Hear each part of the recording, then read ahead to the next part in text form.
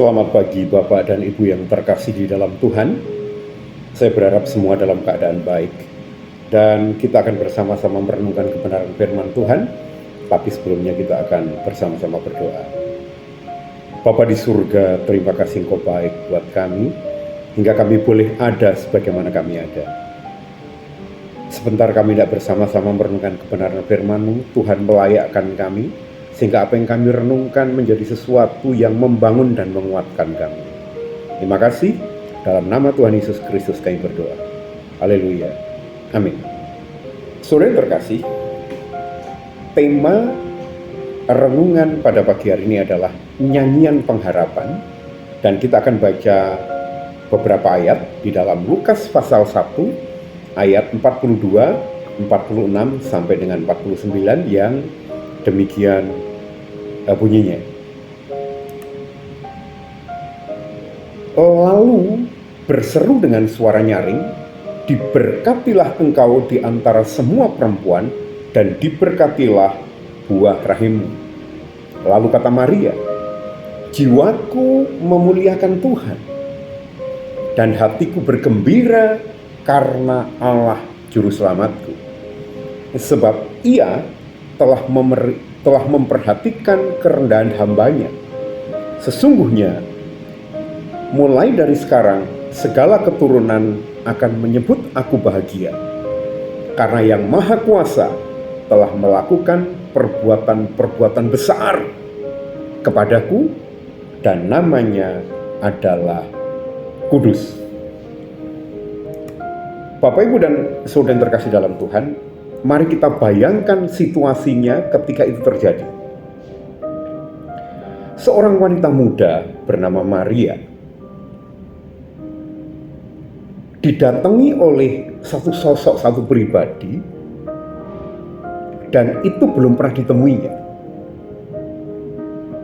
Maka perasaan pasti terkejut, takut. Bahkan ketika dikatakan bahwa dia akan mengandung, padahal Maria sendiri sedang bertunangan dan dia belum menikah. Keadaan ini bukan keadaan yang menyenangkan. Andai kita bisa membayangkan kejadiannya, ini satu hal yang mengkhawatirkan. Karena selain terkejut dan takut, sudah barang tentu Maria ini khawatir menghadapi sanksi sosial. Bagaimana masyarakat akan menilai dia?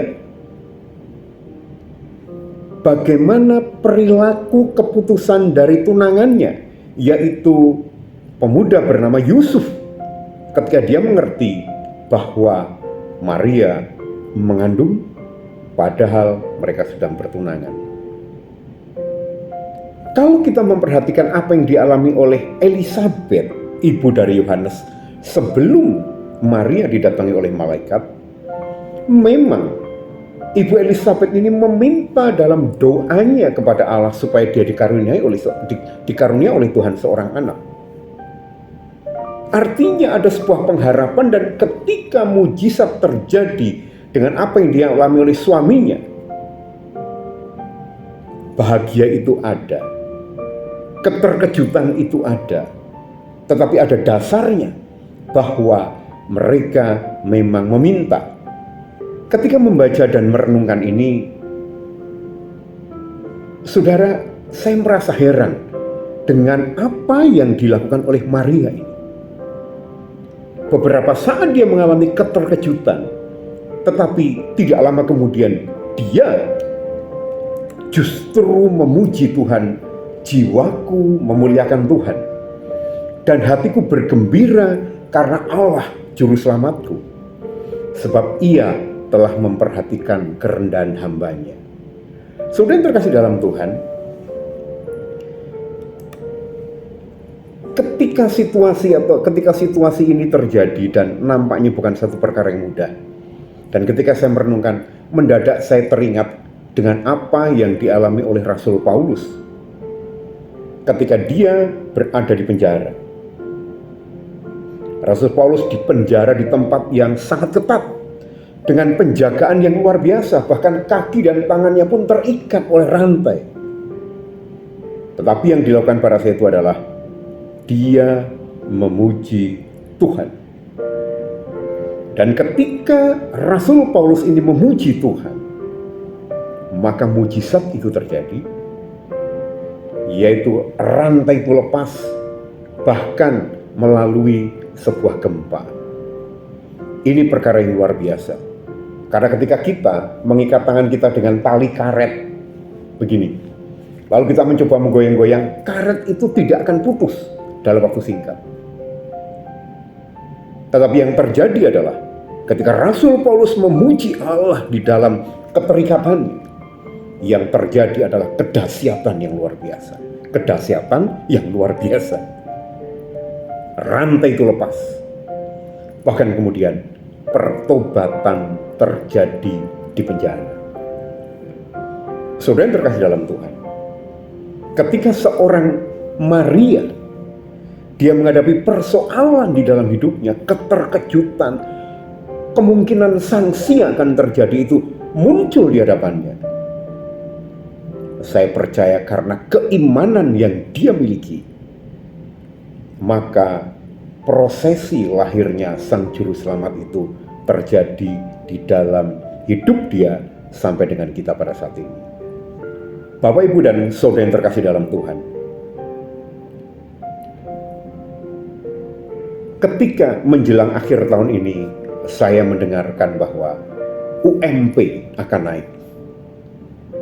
Yang saya pikirkan adalah bagaimana caranya saya mengelola organisasi atau perusahaan di mana saya dipercaya ini untuk membuat itu bisa dibayarkan, tetapi produktivitasnya juga meningkat. Itu sebuah keberadaan yang harus saya pikirkan. Bagaimana kalau saya tidak mampu membayar UMP? Bagaimana kalau produktivitasnya tidak meningkat? Itu menjadi sebuah pertanyaan dan pergumulan.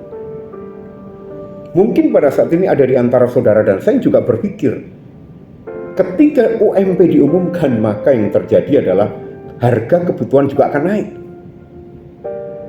Biaya sekolah akan naik dan selanjutnya. Tetapi setelah saya membaca firman Tuhan ini, maka saya memuji Tuhan. Berusaha melakukan apa yang dilakukan oleh Maria dan juga Elizabeth, dan berusaha melakukan seperti apa yang Rasul Paulus lakukan. Saya memuji Tuhan. Artinya apa? Bukan dalam keadaan ini saya menjadi menjadi cuek lalu asal menyanyi saja, bukan. Tetapi apa yang saya yakini bahwa Allah turut bekerja bagi semua yang dicintainya, dan Dia akan berikan yang terbaik. Maka saya memuliakan Tuhan. Barangkali ada di antara saudara-saudara yang lain yang saat ini sedang punya pergumulan, yang punya permasalahan. Saudara yang terkasih dalam Tuhan, Ibu Elizabeth yang sudah bergumul lama, Ibu Maria, perawan Maria, yang dia mengalami mujizat yang luar biasa, keterkejutan, bahkan persoalan. Tetapi karena dia memuliakan Tuhan, maka mujizat-mujizat dalam kehidupan selanjutnya terjadi. Rasul Paulus, di dalam persoalan bahkan penjara dan belenggu yang kuat itu mengikat dia, ketika dia bersyukur, maka yang terjadi adalah kelepasan dan mujizat. Saya tidak tahu kegalauan apa yang ada dalam diri Bapak Ibu Saudara, kekhawatiran apa yang terjadi dalam kehidupan Bapak Ibu Saudara dan saya lainnya. Tapi saya katakan, Alkitab mengatakan, berbahagialah orang yang tidak berjalan menurut nasihat orang fasik, yang tidak berdiri di jalan orang berdosa, dan yang tidak duduk dalam kumpulan pencemooh, tetapi yang kesukaannya ialah Taurat Tuhan, dan yang merenungkan Taurat itu siang dan malam. Ketika kita menghadapi persoalan, ketika kita menghadapi masalah, ingat, jangan lari dari masalah atau kenyataan.